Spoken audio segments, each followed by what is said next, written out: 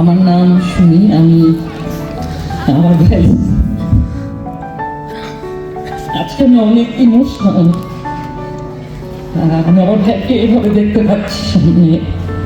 আমি জানি সে কতটুকু কষ্ট করে আজকে এত দূরে এসেছে। আমার আব্বা মরহুম ব্রিগেডিয়ার আসম হান্নান শাহ, আমি নিজের চোখে দেখেছি, আমার ভাইরা দেখেছে উনি কতটা কষ্ট করে যখন কাপাসিয়া নির্বাচন হোক, কাপাসিয়ার উন্নয়ন হোক, সবসময় আপনাদের কথা চিন্তা করেছে। আজকে আমি এখানে আসছি, আমি অনেক অনেক সম্মান বোধ করছি যে আমি আমার ভাইকে রিপ্রেজেন্ট করতে পারছি আপনাদের সামনে। আপনারা জানেন সামনের এই নির্বাচন অনেক অনেক ইম্পর্টেন্ট, অনেক জরুরি।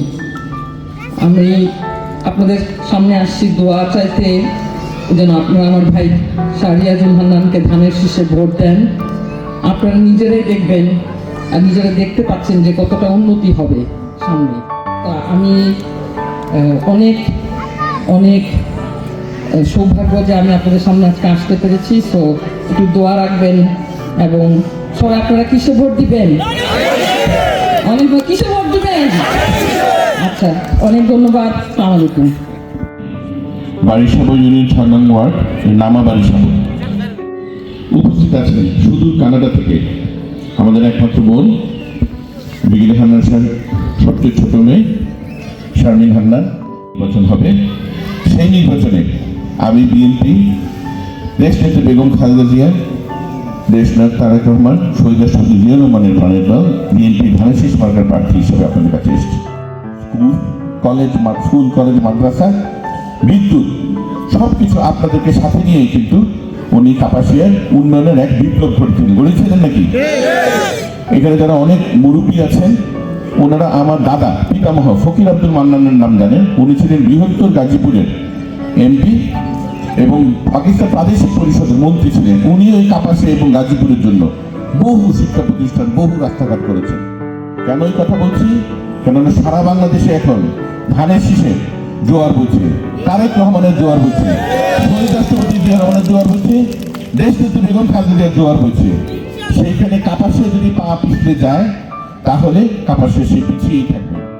আমি ইনশাল্লাহ যদি আপনারা আমাকে ধানের শীষ মার্কে ভোট দিয়ে বিজয় করেন, সবার আগে আমি এখানে গ্যাস সংযোগের মাধ্যমে পরিবেশ বান্ধব কলকারখানা করার ব্যবস্থা করব।